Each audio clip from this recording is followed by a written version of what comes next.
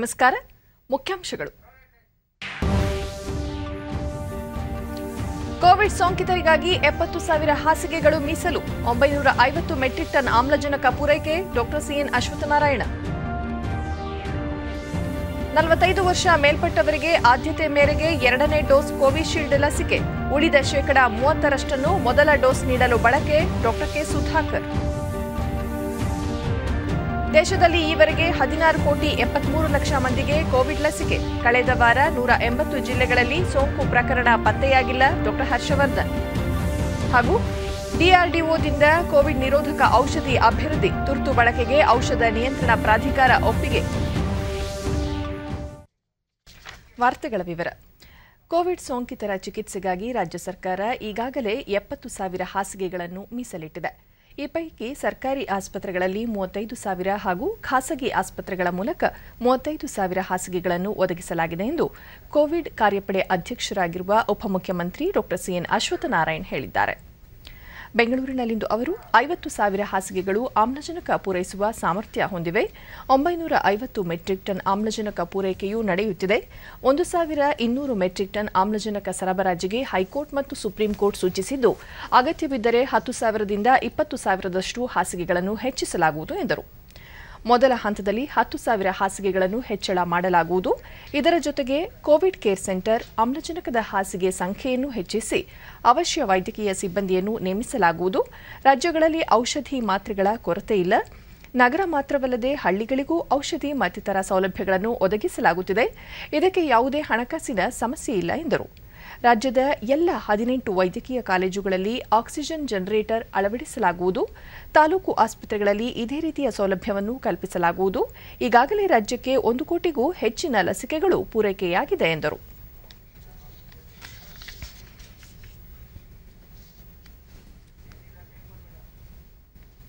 Corona war room ಹಾಗೂ call centre ನಿರ್ವಹಣೆಯಲ್ಲಿ ಸುಧಾರಣೆ ತರುವ ಉದ್ದೇಶದಿಂದ ವಿವಿಧ ಇಲಾಖೆಗಳ ನಡುವೆ ಸಮನ್ವಯತೆ ಕಾಯ್ದುಕೊಳ್ಳುವ ಸಂಬಂಧ ಅರಣ್ಯ, ಕನ್ನಡ ಮತ್ತು ಸಂಸ್ಕೃತಿ ಇಲಾಖೆ ಸಚಿವ ಅರವಿಂದ ಲಿಂಬಾವಳಿ ಬೆಂಗಳೂರಿನಲ್ಲಿಂದು ಅಧಿಕಾರಿಗಳ ಸಭೆ ನಡೆಸಿದರು. ಬಿಬಿಎಂಪಿ ಮುಖ್ಯ ಆಯುಕ್ತ ಗೌರವ್ ಗುಪ್ತಾ ಮತ್ತಿತರರು ಉಪಸ್ಥಿತರಿದ್ದರು.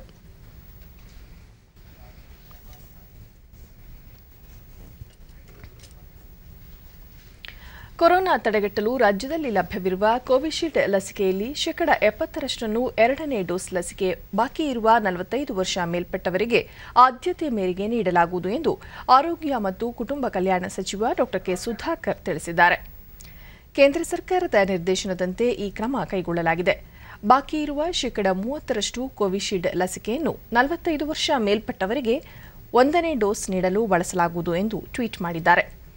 ಕೋವ್ಯಾಕ್ಸಿನ್ ಲಸಿಕೆಯನ್ನು 2ನೇ ಡೋಸ್ ಬಾಕಿ ಇರುವ 45 ವರ್ಷ ಮೇಲ್ಪಟ್ಟವರಿಗೆ ಮಾತ್ರ ನೀಡಲಾಗುವುದು. ವ್ಯಾಕ್ಸಿನ್ ಲಸಿಕೆ ಕಡಿಮೆ ಪ್ರಮಾಣದಲ್ಲಿ ಸರಬರಾಜಾಗಿರುವ ಕಾರಣ ಈ ಕ್ರಮ ಕೈಗೊಳ್ಳಲಾಗಿದೆ ಎಂದು ತಿಳಿಸಿದ್ದಾರೆ. ಕಳೆದ 7 ದಿನಗಳಲ್ಲಿ ದೇಶದ 180 ಜಿಲ್ಲೆಗಳಲ್ಲಿ ಒಂದೇ ಒಂದು ಕೊರೋನಾ ಸಾಂಕ್ರಾಮಿಕ ಪ್ರಕರಣ ವರದಿಯಾಗಿಲ್ಲ ಎಂದು ಕೇಂದ್ರ ಆರೋಗ್ಯ ಮತ್ತು ವೈದ್ಯಕೀಯ ಶಿಕ್ಷಣ ಸಚಿವ ಡಾಕ್ಟರ್ ಹರ್ಷವರ್ಧನ್ ಹೇಳಿದ್ದಾರೆ. 0.39% ರೋಗಿಗಳು ಮಾತ್ರ ವೆಂಟಿಲೇಟರ್ ನೆರವಿನಿಂದ ಚಿಕಿತ್ಸೆ ಪಡೆಯುತ್ತಿದ್ದಾರೆ. 3.70% ಮಂದಿ ಸೋಂಕಿತರು ಆಮ್ಲಜನಕ ಬೆಂಬಲಿತ ಹಾಸಿಗೆಗಳಲ್ಲಿ ಚಿಕಿತ್ಸೆ ಹೊಂದುತ್ತಿದ್ದಾರೆ ಎಂದು ಸಚಿವರು ಅಂಕಿಅಂಶ ನೀಡಿದ್ದಾರೆ. ಆರೋಗ್ಯ ಸಚಿವರು ಕೋವಿಡ್-19 ಕುರಿತ ಸಚಿವರ ಗುಂಪಿನ 25ನೇ ಉನ್ನತ ಮಟ್ಟದ ಸಭೆ ಅಧ್ಯಕ್ಷತೆ ವಹಿಸಿದ್ದರು. ಸಭೆಯಲ್ಲಿ ಹೆಚ್ಚುವರಿ ಸಲಕರಣೆಗಳ ಸಮರ್ಪಕ ಲಭ್ಯತೆಯನ್ನು ಖಾತರಿಪಡಿಸಿಕೊಳ್ಳಲು ಕೈಗೊಂಡಿರುವ ಕ್ರಮಗಳನ್ನು ಪರಾಮರ್ಶಿಸಲಾಯಿತು. ವಿದೇಶಾಂಗ ವ್ಯವಹಾರಗಳ ಸಚಿವ ಡಾಕ್ಟರ್ ಎಸ್ ಜೈಶಂಕರ್, ನಾಗರಿಕ ವಿಮಾನಯಾನ ಸಚಿವ ಹರ್ದೀಪ್ ಸಿಂಗ್ ಪುರಿ, ರಾಸಾಯನಿಕ ಮತ್ತು ರಸಗೊಬ್ಬರ ಖಾತೆ ಸಚಿವ ಮನ್ಸುಖ್ ಮಾಂಡವೀಯ, ಗೃಹ ವ್ಯವಹಾರಗಳ ರಾಜ್ಯ ಸಚಿವ ನಿತ್ಯಾನಂದ ರೈ ಹಾಗೂ ಉನ್ನತ ಅಧಿಕಾರಿಗಳು ಭಾಗವಹಿಸಿದ್ದರು.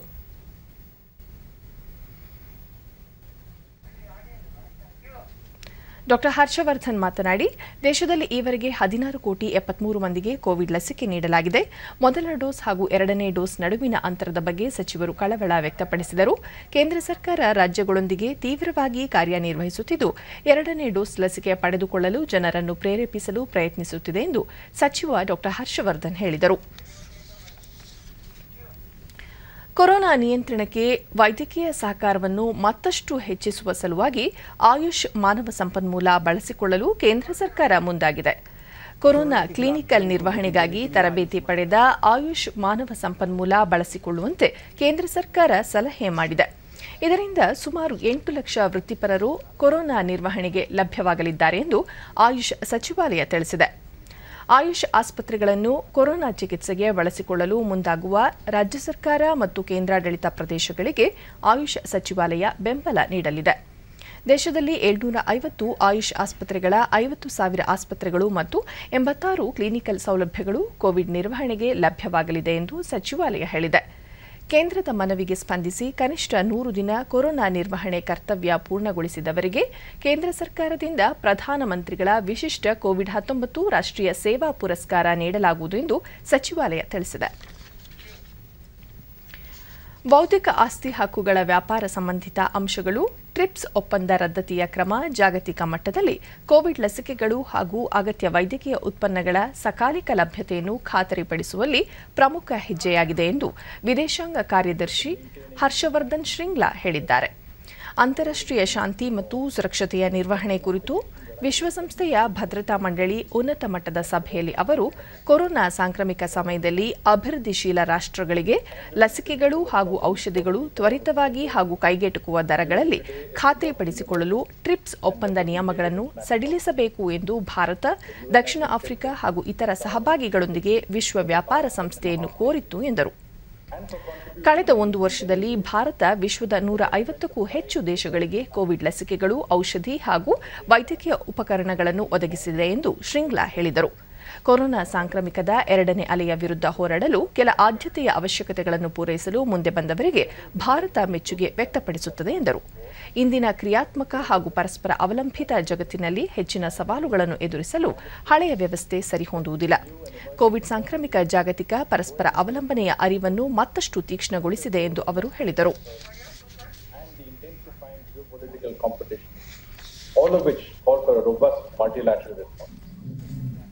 While the UN has addressed most of these issues somewhat partially and intermittently, our collective effort has nonetheless fallen short in providing effective and enduring solutions, particularly due to the infirmities within the multilateral system.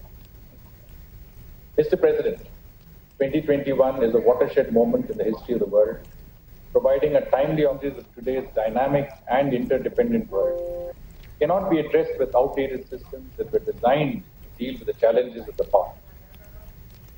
The COVID-19 pandemic has sharpened our awareness of the depth of global interdependence and on the fact that the world is only as resilient as the least resilient country. The events of the past year have clearly demonstrated how imperative it is for all countries to coordinate responses to the various challenges that the pandemic has brought to the fore. It is the lack of a coordinated global response that has exposed the vulnerabilities and weaknesses of the multilateral system as it stands today, providing a timely reminder for the pressing need for comprehensive reform. While the pandemic exposed the fault lines from unreliable global supply chains to inequitable vaccine distribution, it has also underlined the need for global solidarity and strengthened multilateralism. The reimagined post-pandemic world will make profoundly different demands from the multilateral system, which must evolve accordingly so as to be fit for purpose and capable of inspiring confidence in its ability to effectively meet those demands. ರಕ್ಷಣಾ ಸಂಶೋಧನೆ ಮತ್ತು ಅಭಿವೃದ್ಧಿ ಸಂಸ್ಥೆ DRDO ಅಭಿವೃದ್ಧಿಪಡಿಸಿರುವ Covid ನಿರೋಧಕ ಔಷಧಿಯ ತುರ್ತು ಬಳಕೆಗೆ ಭಾರತೀಯ ಔಷಧ ನಿಯಂತ್ರಣ ಪ್ರಾಧಿಕಾರ ಒಪ್ಪಿಗೆ ನೀಡಿದೆ. ಡಿಆರ್ಡಿಒ ಅಂಗಸಂಸ್ಥೆ ಇನ್ಸ್ಟಿಟ್ಯೂಟ್ ಆಫ್ ನ್ಯೂಕ್ಲಿಯರ್ ಮೆಡಿಸಿನ್ ಹಾಗೂ ಅಲೈಡ್ ಸೈನ್ಸಸ್ ಕೋವಿಡ್ ನಿರೋಧಕ ಔಷಧಿಯನ್ನು ಅಭಿವೃದ್ಧಿಪಡಿಸಿದೆ. ಹೈದರಾಬಾದ್ನ ಡಾ ರೆಡ್ಡಿಸ್ ಲ್ಯಾಬೊರೇಟರೀಸ್ ಸಹಯೋಗದೊಂದಿಗೆ ನಡೆಸಿದ ಕ್ಲಿನಿಕಲ್ 3 ಹಂತಗಳ ಕ್ಲಿನಿಕಲ್ ಪ್ರಯೋಗದಲ್ಲಿ ಆಸ್ಪತ್ರೆಗೆ ದಾಖಲಾದ ಕೋವಿಡ್ ಸೋಂಕಿತರನ್ನು ತ್ವರಿತವಾಗಿ ಚೇತರಿಸಿಕೊಳ್ಳಲು ಪೂರಕ ಆಮ್ಲಜನಕ ಅವಲಂಬನೆಯನ್ನು ತಗ್ಗಿಸಲಿದೆ ಎಂಬುದನ್ನು ತೋರಿಸಿದೆ. ಈ ಔಷಧಿಯಿಂದ ಚಿಕಿತ್ಸೆ ಪಡೆದ ಹೆಚ್ಚಿನ ಕೋವಿಡ್ ರೋಗಿಗಳಿಗೆ ನಡೆಸಿದ ಆರ್ಟಿಪಿಸಿಆರ್ ಪರೀಕ್ಷೆಗಳಲ್ಲಿ ನೆಗೆಟಿವ್ ವರದಿ ಬಂದಿದೆ ಎಂದು ಹೇಳಿಕೆಯಲ್ಲಿ ತಿಳಿಸಿದೆ. 65 ವರ್ಷಕ್ಕಿಂತ ಹೆಚ್ಚು ವಯಸ್ಸಿನ ರೋಗಿಗಳಲ್ಲಿ ಔಷಧಿ ಪರಿಣಾಮಕಾರಿ ಎಂಬುದು ಕಂಡುಬಂದಿದೆ. ತೀವ್ರವಾದ ಕೋವಿಡ್ ರೋಗಿಗಳಿಗೆ ಮಧ್ಯಮ ಪ್ರಮಾಣದಲ್ಲಿ ಸಹಾಯಕ ಚಿಕಿತ್ಸೆಯಾಗಿ ಈ ಔಷಧಿ ತುರ್ತು ಬಳಕೆಗೆ ಡಿಸಿಜಿಐ ಅನುಮತಿ ನೀಡಿದೆ. ಜೆನೆರಿಕ್ ಅಣು ಹಾಗೂ ಗ್ಲೂಕೋಸ್ನ ಅನಲಾಗ್ ಆಗಿರುವುದರಿಂದ ಔಷಧಿಯನ್ನು ಸುಲಭವಾಗಿ ಉತ್ಪಾದಿಸಬಹುದು ಹಾಗೂ ದೇಶದಲ್ಲಿ ಸಾಕಷ್ಟು ಲಭ್ಯವಾಗಬಹುದು. ಔಷಧಿ ಪುಡಿ ರೂಪದಲ್ಲಿ ಸ್ಯಾಚೆಟ್ನಲ್ಲಿರಲಿದ್ದು ನೀರಿನಲ್ಲಿ ಕರಗಿಸಿ ಮೌಖಿಕವಾಗಿ ತೆಗೆದುಕೊಳ್ಳಲಾಗುತ್ತದೆ. ಇದು ವೈರಸ್ ಸೋಂಕಿತ ಕೋಶಗಳಲ್ಲಿ ಸಂಗ್ರಹಗೊಂಡು ವೈರಲ್ ಸಂಶ್ಲೇಷಣೆ ಶಕ್ತಿಯ ಬೆಳವಣಿಗೆ ನಿಲ್ಲಿಸುವ ಮೂಲಕ ವೈರಸ್ ಬೆಳವಣಿಗೆಯನ್ನು ತಡೆಯುತ್ತದೆ. ಪ್ರಧಾನಿ ನರೇಂದ್ರ ಮೋದಿ ಇಂದು ನಡೆಯಲಿರುವ ಐರೋಪ್ಯ ಕೌನ್ಸಿಲ್ ಸಭೆಯಲ್ಲಿ ವಿಶೇಷ ಆಹ್ವಾನಿತರಾಗಿ ಪಾಲ್ಗೊಳ್ಳಲಿದ್ದಾರೆ. ಭಾರತ ಐರೋಪ್ಯ ನಾಯಕರ ಸಭೆಯನ್ನು ಪೋರ್ಚುಗಲ್ ಪ್ರಧಾನಿ ಆಂಟೋನಿಯೋ ಕೋಸ್ಟಾ ಆಯೋಜಿಸಿದ್ದಾರೆ. ಐರೋಪ್ಯ ಒಕ್ಕೂಟ ಕೌನ್ಸಿಲ್ನ ಪ್ರಸಕ್ತ ಅಧ್ಯಕ್ಷತೆಯನ್ನು ಪೋರ್ಚುಗಲ್ ವಹಿಸಿದೆ. ಐರೋಪ್ಯ ಒಕ್ಕೂಟದ ಎಲ್ಲ 27 ಸದಸ್ಯ ರಾಷ್ಟ್ರಗಳ ಸರ್ಕಾರಿ ಮುಖ್ಯಸ್ಥರೊಂದಿಗೆ ಪ್ರಧಾನಿ ನರೇಂದ್ರ ಮೋದಿ ಸಭೆಯಲ್ಲಿ ಪಾಲ್ಗೊಳ್ಳಲಿದ್ದಾರೆ. ಐರೋಪ್ಯ ಒಕ್ಕೂಟದ +27 ಸ್ವರೂಪದಲ್ಲಿ ಈ ಮೊದಲು ಮಾರ್ಚ್ನಲ್ಲಿ ಸಮಾವೇಶಗೊಂಡಿತು. ಒಕ್ಕೂಟದ ನಾಯಕರು ಕೋವಿಡ್ ಸಾಂಕ್ರಾಮಿಕ ಹಾಗೂ ಆರೋಗ್ಯ ರಕ್ಷಣೆ ಸಹಕಾರ ಕುರಿತು ವಿಚಾರ ವಿನಿಮಯ ನಡೆಸಲಿದ್ದಾರೆ. ಸುಸ್ಥಿರ ಮತ್ತು ಎಲ್ಲರನ್ನೊಳಗೊಂಡ ಬೆಳವಣಿಗೆ, ಭಾರತ EU ಆರ್ಥಿಕ ಸಹಭಾಗಿತ್ವ ಬಲಪಡಿಸುವುದು ಮತ್ತು ಪ್ರಾದೇಶಿಕ ಹಾಗೂ ಜಾಗತಿಕ ವಲಯದಲ್ಲಿ ಪರಸ್ಪರ ಹಿತಾಸಕ್ತಿ ವಿಷಯಗಳನ್ನು ಚರ್ಚಿಸಲಿದ್ದಾರೆ. ಭಾರತ ಐರೋಪ್ಯ ಒಕ್ಕೂಟದ ನಾಯಕರ ಸಭೆ ಸದಸ್ಯ ದೇಶಗಳ ಎಲ್ಲ ನಾಯಕರೊಂದಿಗೆ ಚರ್ಚಿಸಲು ಅಭೂತಪೂರ್ವ ಅವಕಾಶವಾಗಿದೆ ಎಂದು ಮಹತ್ವದ ರಾಜಕೀಯ ಮೈಲಿಗಲ್ಲಾಗಿದೆ ಎಂದು ವಿಶ್ಲೇಷಿಸಲಾಗಿದೆ. ಬಳ್ಳಾರಿ ಜಿಲ್ಲೆಯಲ್ಲಿ ಹೆಚ್ಚುತ್ತಿರುವ ಕೊರೋನಾ ಸೋಂಕು ನಿಯಂತ್ರಣಕ್ಕಾಗಿ ಜಿಲ್ಲಾಡಳಿತ ಮನೆ ಮನೆಗೆ ತೆರಳಿ ಸಮೀಕ್ಷೆ ನಡೆಸುವ ಮೂಲಕ ಜನರಲ್ಲಿ ಕೋವಿಡ್ ಬಗ್ಗೆ ಜಾಗೃತಿ ಮೂಡಿಸುತ್ತಿದೆ. ಇದಕ್ಕಾಗಿ ನಗರದ 39 ವಾರ್ಡ್ಗಳಿಗೆ ತಲಾ ಓರ್ವ ನೋಡಲ್ ಅಧಿಕಾರಿಗಳ ನೇತೃತ್ವದಲ್ಲಿ ತಂಡಗಳನ್ನು ರಚನೆ ಮಾಡಲಾಗಿದ್ದು, ಪ್ರತಿ ತಂಡದಲ್ಲಿ ವೈದ್ಯರು, ದಾದಿಯರು, ಆರೋಗ್ಯ ಇಲಾಖೆ ಸಿಬ್ಬಂದಿ ಹಾಗೂ ಆಶಾ ಮತ್ತು ಅಂಗನವಾಡಿ ಕಾರ್ಯಕರ್ತೆಯರು ಕಾರ್ಯನಿರ್ವಹಿಸುತ್ತಿದ್ದಾರೆ. ಈ ತಂಡ ಮನೆಯಲ್ಲಿರುವ ಪ್ರತಿಯೊಬ್ಬರನ್ನೂ ತಪಾಸಣೆ ನಡೆಸಿ ಅವರಲ್ಲಿ ಯಾರಿಗಾದರೂ ರೋಗ ಲಕ್ಷಣ ಕಂಡುಬಂದರೆ ಹೋಮ್ ಕ್ವಾರಂಟೈನ್ ಅಥವಾ ಆಸ್ಪತ್ರೆಗೆ ದಾಖಲಿಸಬೇಕೇ ಎಂಬುದರ ಬಗ್ಗೆ ಅರಿವು ಮೂಡಿಸುತ್ತಿದ್ದಾರೆ.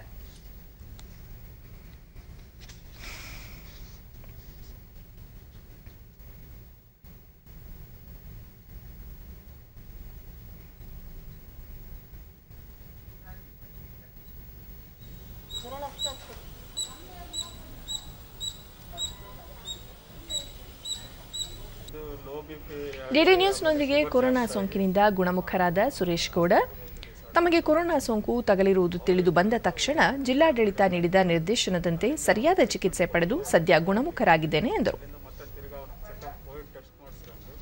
ಕೋವಿಡ್ ಟೆಸ್ಟ್ ಮಾಡಿಸಿದ ಮೇಲೆ ಕೋವಿಡ್ ಪಾಸಿಟಿವ್ ಅಂತ ಬಂತು. ಅಲ್ಲಿಂದ ನಮಗೆ ಅಡ್ಮಿಟ್ ಆಯಿತು. ಇದು ಟಿ ವಿ ಸೆಂಟರ್ ಇದರಲ್ಲಿ ಬೆಳಗಲ್ ಕ್ರಾಸಲ್ಲಿ.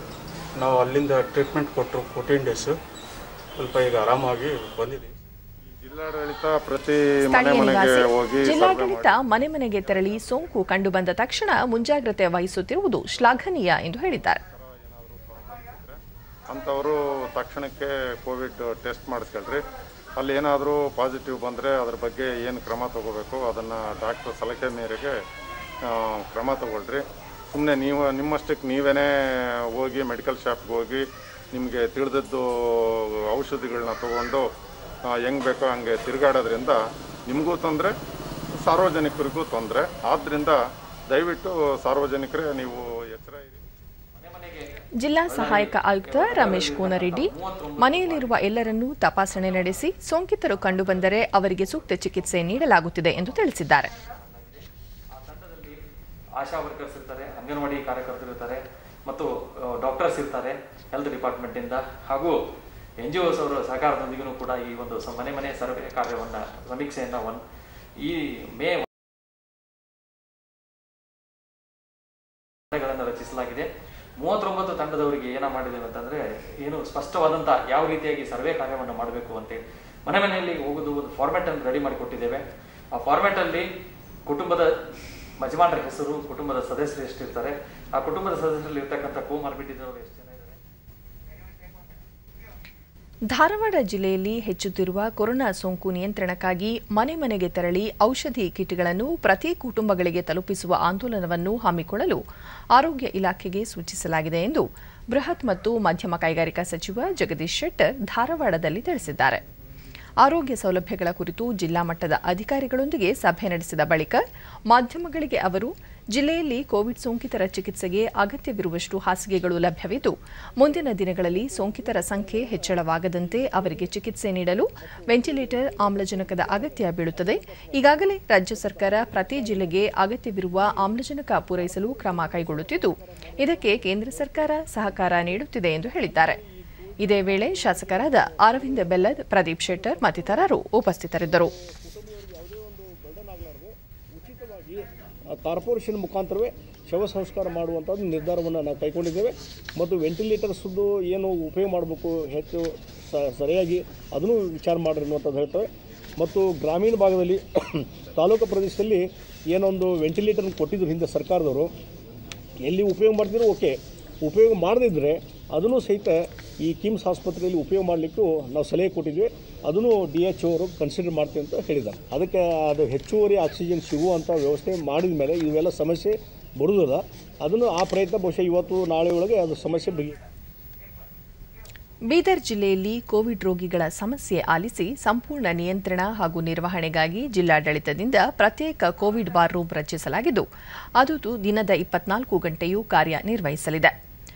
ಕೋವಿಡ್ ವಾರ್ ರೂಮ್ನಲ್ಲಿ ಕೆಲಸ ನಿರ್ವಹಿಸಲು ಪ್ರತ್ಯೇಕ ಸಿಬ್ಬಂದಿ ನೇಮಿಸಲಾಗಿದ್ದು ಅವರು ಎಲ್ಲ ಸರ್ಕಾರಿ, ಖಾಸಗಿ ಆಸ್ಪತ್ರೆಗಳ ಕೋವಿಡ್ ಸೋಂಕಿತರ ಸಮಸ್ಯೆ ಆಲಿಸಲಿದ್ದು ಅವರಿಗೆ ಆಕ್ಸಿಜನ್, ಬೆಡ್ ಮತ್ತಿತರ ನೆರವು ಬೇಕಿದ್ದಲ್ಲಿ ಅದನ್ನು ನಿವಾರಿಸಲಿದ್ದಾರೆ.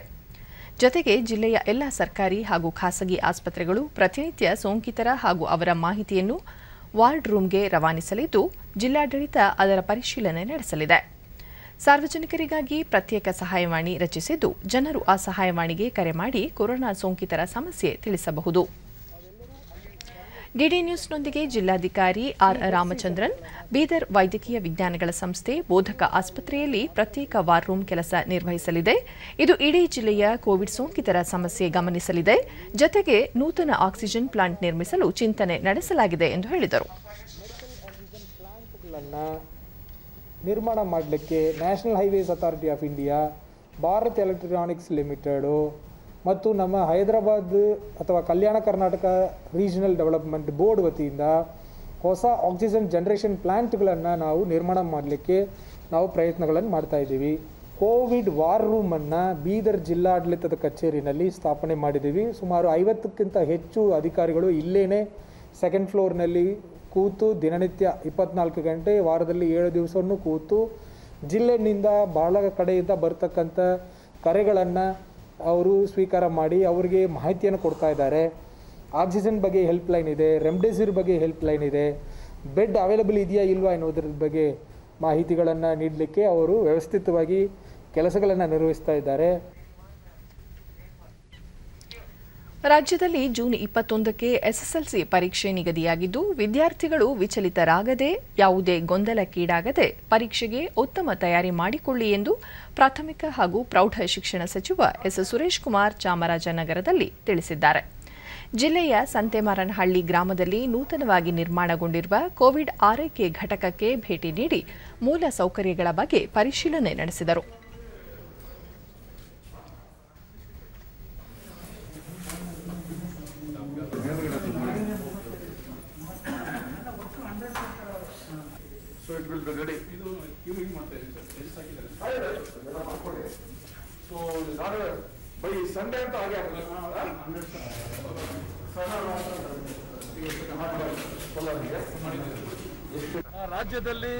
ಬಳಿಕ ಡಿಡಿ ನ್ಯೂಸ್ನೊಂದಿಗೆ ಅವರು, ವಿದ್ಯಾರ್ಥಿಗಳು ಎಸ್ಎಸ್ಎಲ್ಸಿ ಪರೀಕ್ಷೆ ಬರೆಯಲು ಇನ್ನೂ ಸಾಕಷ್ಟು ಸಮಯವಿದೆ. ಮೇ ಅಂತ್ಯದ ವೇಳೆಗೆ ರಾಜ್ಯದಲ್ಲಿ ಕೊರೋನಾ ನಿಯಂತ್ರಣಕ್ಕೆ ಬರುವ ಸಾಧ್ಯತೆಗಳಿವೆ. ವಿದ್ಯಾರ್ಥಿಗಳ ಯೋಗಕ್ಷೇಮ ಗಮನದಲ್ಲಿಟ್ಟುಕೊಂಡು ಕೋವಿಡ್ ಪರಿಸ್ಥಿತಿ ಅವಲೋಕಿಸಿ ಆಯಾ ಸಂದರ್ಭ ಸನ್ನಿವೇಶಕ್ಕೆ ತಕ್ಕಂತೆ ರಾಜ್ಯ ಸರ್ಕಾರ ಎಲ್ಲ ಮುಂಜಾಗ್ರತೆ ಕ್ರಮಗಳನ್ನು ಕೈಗೊಳ್ಳಲಿದೆ ಎಂದು ತಿಳಿಸಿದ್ದಾರೆ. ತಮ್ಮ ಯೋಗಕ್ಷೇಮವನ್ನು ಮನಸ್ಸಿನಲ್ಲಿಟ್ಟುಕೊಂಡು ರಾಜ್ಯ ಸರ್ಕಾರ, ಶಿಕ್ಷಣ ಇಲಾಖೆ ಮುಂದೆ ಕಳೆದ 24 ಗಂಟೆಗಳಲ್ಲಿ ದೇಶದಲ್ಲಿ ಸುಮಾರು 4,01,078 ಹೊಸ ಸೋಂಕು ಪ್ರಕರಣಗಳು ದಾಖಲಾಗಿದ್ದು, ಇದರಿಂದಾಗಿ ಒಟ್ಟು ಸೋಂಕಿತರ ಸಂಖ್ಯೆ 2,18,92,676ಕ್ಕೆ ಏರಿಕೆಯಾಗಿದೆ. 3,18,609 ಮಂದಿ ಆಸ್ಪತ್ರೆಗಳಿಂದ ಹೊಸದಾಗಿ ಬಿಡುಗಡೆಯಾಗಿದ್ದಾರೆ. ಇದರೊಂದಿಗೆ ಒಟ್ಟಾರೆ 1,79,30,30,960 ಮಂದಿ ಗುಣಮುಖರಾಗಿದ್ದಾರೆ. ಚೇತರಿಕೆಯ ಪ್ರಮಾಣ 81.90% ಕುಸಿದಿದೆ. ಒಟ್ಟು 37,23,446 ಸಕ್ರಿಯ ಪ್ರಕರಣಗಳಿವೆ. ಈ ಪ್ರಮಾಣ 17.01% ಈವರೆಗೆ 2,38,270 ಮಂದಿ ಮೃತಪಟ್ಟಿದ್ದು 1.09% ಎಂದು ಆರೋಗ್ಯ ಸಚಿವಾಲಯ ತಿಳಿಸಿದೆ. ಈವರೆಗೆ 16,73,46,544 ಮಂದಿಗೆ ಕೋವಿಡ್-19 ಲಸಿಕೆ ನೀಡಲಾಗಿದೆ. ನಿನ್ನೆ ಒಂದೇ ದಿನ 22,97,257 ಮಂದಿಗೆ ಲಸಿಕೆ ನೀಡಲಾಗಿದೆ.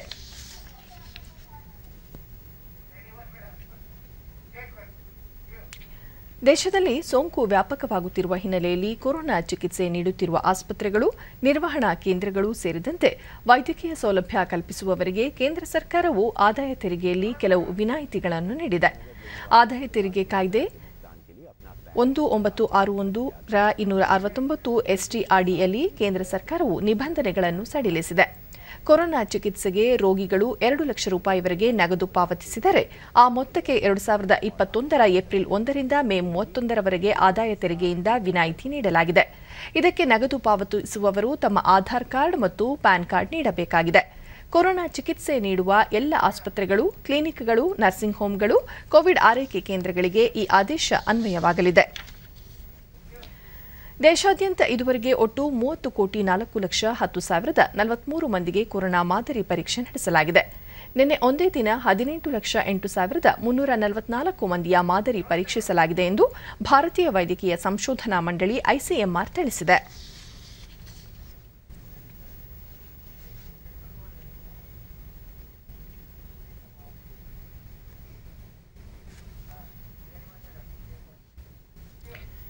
ಕೊರೋನಾದಿಂದ ಸಂಕಷ್ಟದಲ್ಲಿರುವ ಗ್ರಾಮೀಣ ಜನರಿಗೆ ಉದ್ಯೋಗ ಕಲ್ಪಿಸಲು ರಾಜ್ಯ ಸರ್ಕಾರ ಕೋಲಾರ ಜಿಲ್ಲೆಯ ದೇವಸಮುದ್ರ ಗ್ರಾಮ ಪಂಚಾಯಿತಿಯ ಹೊಸಕೆರೆ ಹಳ್ಳಿಯಲ್ಲಿ ಮಹಾತ್ಮ ಗಾಂಧಿ ರಾಷ್ಟ್ರೀಯ ಗ್ರಾಮೀಣ ಉದ್ಯೋಗ ಖಾತ್ರಿ ಯೋಜನೆಯಡಿ ಕಾಮಗಾರಿ ಕೈಗೆತ್ತಿಕೊಂಡಿದೆ.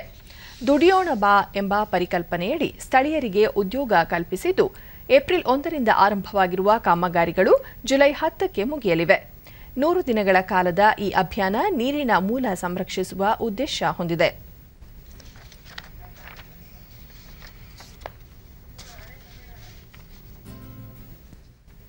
ಖಾಸಗಿ ಶಾಲೆಯಲ್ಲಿ ಶಿಕ್ಷಕನಾಗಿ ಡಿಡಿ ನ್ಯೂಸ್ನೊಂದಿಗೆ ಹೊಸಕೆರೆ ಗ್ರಾಮದ ಯುವಕ ಶ್ರೀರಾಮ್, ನಿರುದ್ಯೋಗಿಗಳಿಗೆ ಜೀವನೋಪಾಯಕ್ಕೆ ಈ ಯೋಜನೆ ಸಹಕಾರಿಯಾಗಿದೆ ಎಂದು ಹೇಳಿದರು. ಕಾರಣ ಇಲ್ಲಿ ಯಾವುದೇ ರೀತಿಯಾದಂತಹ ಜೀವನಕ್ಕೆ ಮಾರ್ಗ ಯಾವುದೂ ಕೂಡ ಇಲ್ಲ. ಹಾಗಾಗಿ ಈ ಎನ್ಆರ್ಜಿ ಏನಿದೆ, ಈ ಒಂದು ಕಾರ್ಯಯೋಜನೆ ಅಡಿಯಲ್ಲಿ ನಮ್ಮೂರಲ್ಲಿ ಒಂದಷ್ಟು ಜನಕ್ಕೆ ಉಪಯೋಗವಾಗುವಂಥ ಒಂದು ನಮ್ಮ ಊರಿನ ಕೆರೆಯನ್ನು ನಾವೇ ಅದನ್ನು ಹೂಳೆತ್ತುವಂಥ ಕಾರ್ಯವನ್ನು ಮಾಡಿ ನಾವು ಬದುಕುವಂಥ ಒಂದು ಆಧಾರ ಸಿಕ್ತು.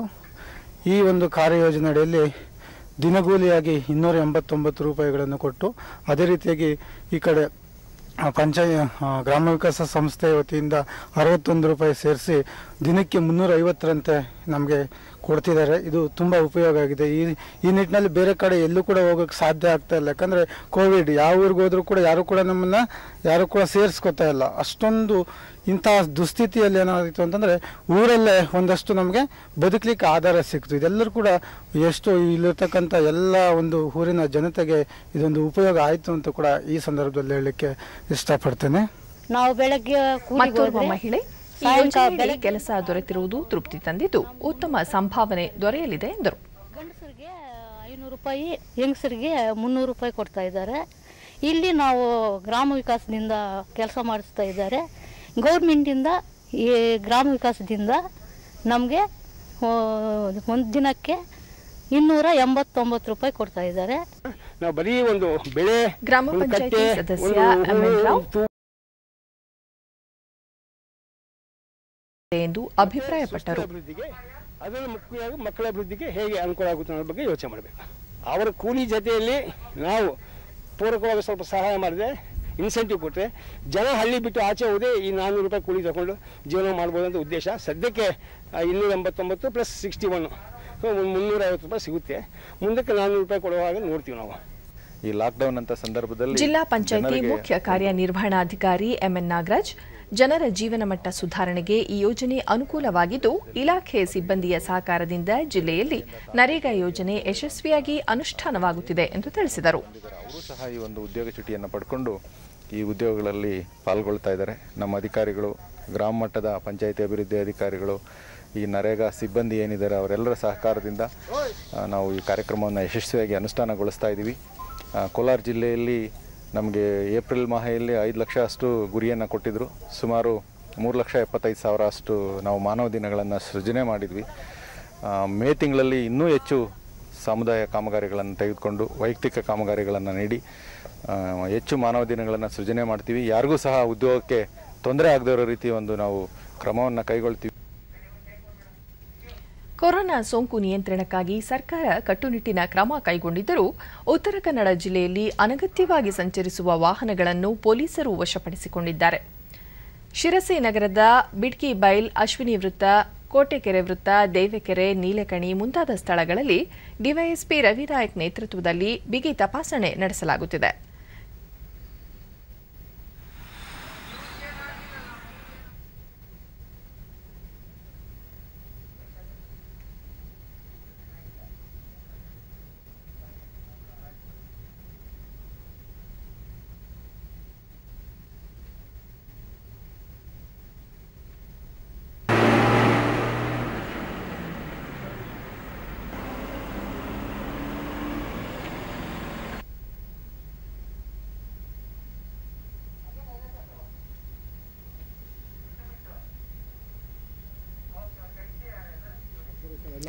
ಡಿವೈಎಸ್ಪಿ ರವಿನಾಯ್ಕ ನಗರಸಭೆ ಜೊತೆಗೂಡಿ ತರಕಾರಿ, ಹಣ್ಣುಗಳ ಸರಬರಾಜು ನಡೆಯುತ್ತಿದ್ದು, ದಿನಸಿ, ಔಷಧಿ ಎಲ್ಲವನ್ನೂ ಮನೆ ಮನೆಗೆ ತಲುಪಿಸಲು ವ್ಯವಸ್ಥೆ ಮಾಡಲಾಗಿದೆ.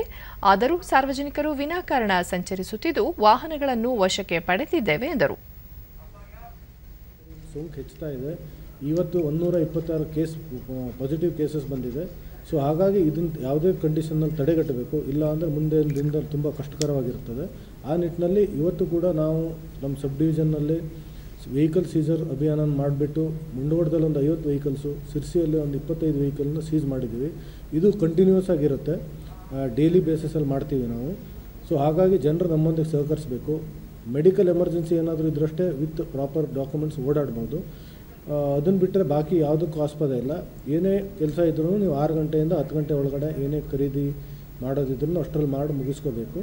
ಮತ್ತು ಬಾಕಿ ಎಸೆನ್ಷಿಯಲ್ ಸರ್ವಿಸಸ್ ಇರುತ್ತೆ, ಮೆಡಿಕಲ್ಸ್ ಆಯಿತು, ಆಮೇಲೆ ಹಾಲು, ಹಾಸ್ಪಿಟಲ್ಸು ಅದೆಲ್ಲ ಇರುತ್ತೆ. ಅದನ್ನು ವಿತ್ ಪ್ರಾಪರ್ ಡಾಕ್ಯುಮೆಂಟ್ ಇಟ್ಕೊಂಡು ಇದು ಮಾಡಿ. ಸ್ಥಳೀಯ ನಿವಾಸಿ ವಿನಾಯಕ್ ಭಾಗವತ್ ಅನಗತ್ಯವಾಗಿ ಸಂಚರಿಸುತ್ತಿರುವ ಸವಾರರ ವಾಹನ ಪಡೆದಿರುವ ಪೊಲೀಸ್ ಇಲಾಖೆ ಕಾರ್ಯ ಉತ್ತಮವಾಗಿದ್ದು, ಇದರಿಂದಲಾದರೂ ಜನತೆ ಎಚ್ಚೆತ್ತುಕೊಳ್ಳಬೇಕಿದೆ ಎಂದರು. ತೊಲಗಿಸಲಿಕ್ಕೆ ನಮ್ಮದೇ ಆದ ಒಂದು ಸಾಮಾಜಿಕ ಜವಾಬ್ದಾರಿನೂ ಇದೆ. ಈ ನಿಟ್ಟಿನಲ್ಲಿ ಈಗ ಪೊಲೀಸ್ ಇಲಾಖೆ ಇರ್ಬೋದು, ಅವರು ಏನು ಈಗ ಕ್ರಮಗಳನ್ನು ಕೈಗೊಂಡಿದ್ದಾರೆ, ಅನವಶ್ಯಕವಾಗಿ ರಸ್ತೆಯಲ್ಲಿ ಓಡಾಡುವುದು, ಗುಂಪಲ್ಲಿ ಸೇರುವಂಥದ್ದು, ಇದನ್ನೆಲ್ಲ ನಾವು ಈಗ ನಮ್ಮ ಜವಾಬ್ದಾರಿಯನ್ನು ಮೀರಿ ಅರಿದೇನೆ ನಾವು ಇದನ್ನು ಮಾಡ್ತಾ ಇದ್ದಂಗೆ ಅನ್ನಿಸ್ತಾ ಇದೆ, ತೋರ್ತಾ ಇದೆ. ಈ ನಿಟ್ಟಿನಲ್ಲಿ ನಾವು ಸರ್ಕಾರಕ್ಕಾಗಲಿ ಅಥವಾ ಪೊಲೀಸ್ ಇಲಾಖೆಗಾಗಲಿ ನಮ್ಮ ಒಂದು ಜವಾಬ್ದಾರಿ ಏನಿದೆ ಅನ್ನೋದನ್ನು ಅರಿತು ಇಂಥ ಒಂದು ಮಹಾಮಾರಿಯನ್ನು ತೊಲಗಿಸಲಿಕ್ಕೆ ನಮ್ಮ ಕೈ ಜೋಡಿಸಬೇಕು. ಕೊನೆಯಲ್ಲಿ ಮತ್ತೊಮ್ಮೆ ಮುಖ್ಯಾಂಶಗಳು. ಕೋವಿಡ್ ಸೋಂಕಿತರಿಗಾಗಿ 70,000 ಹಾಸಿಗೆಗಳು ಮೀಸಲು, 950 ಮೆಟ್ರಿಕ್ ಟನ್ ಆಮ್ಲಜನಕ ಪೂರೈಕೆ. ಡಾ ಸಿಎನ್ ಅಶ್ವತ್ಥನಾರಾಯಣ್. 45 ವರ್ಷ ಮೇಲ್ಪಟ್ಟವರಿಗೆ ಆದ್ಯತೆ ಮೇರೆಗೆ 2ನೇ ಡೋಸ್ ಕೋವಿಶೀಲ್ಡ್ ಲಸಿಕೆ, ಉಳಿದ 30% ಮೊದಲ ಡೋಸ್ ನೀಡಲು ಬಳಕೆ. ಡಾ ಕೆ ಸುಧಾಕರ್. ದೇಶದಲ್ಲಿ ಈವರೆಗೆ 16,73,00,000 ಮಂದಿಗೆ ಕೋವಿಡ್ ಲಸಿಕೆ, ಕಳೆದ ವಾರ 180 ಜಿಲ್ಲೆಗಳಲ್ಲಿ ಸೋಂಕು ಪ್ರಕರಣ ಪತ್ತೆಯಾಗಿಲ್ಲ. ಡಾ ಹರ್ಷವರ್ಧನ್. ಹಾಗೂ ಡಿಆರ್ಡಿಒದಿಂದ ಕೋವಿಡ್ ನಿರೋಧಕ ಔಷಧಿ ಅಭಿವೃದ್ಧಿ, ತುರ್ತು ಬಳಕೆಗೆ ಔಷಧ ನಿಯಂತ್ರಣ ಪ್ರಾಧಿಕಾರ ಒಪ್ಪಿಗೆ. ನಮ್ಮ ವಾರ್ತಾ ಪ್ರಸಾರವನ್ನು ನೀವು ಡಿಡಿ ಚಂದನ ನ್ಯೂಸ್ ಯೂಟ್ಯೂಬ್ ಚಾನೆಲ್ನಲ್ಲೂ ವೀಕ್ಷಿಸಬಹುದು. ವೀಕ್ಷಕರೇ, ನಾನು ಈಗ ಸ್ಟುಡಿಯೋದಿಂದ ತೆರಳುತ್ತಿರುವ ಕಾರಣ ಮಾಸ್ಕ್ ಧರಿಸುತ್ತಿದ್ದೇನೆ. ನೀವು ಸಹ ಮನೆಯಿಂದ ಹೊರಹೋಗುವ ಮುನ್ನ ಸರಿಯಾದ ಕ್ರಮದಲ್ಲಿ ತಪ್ಪದೆ ಮಾಸ್ಕ್ ಧರಿಸಿ.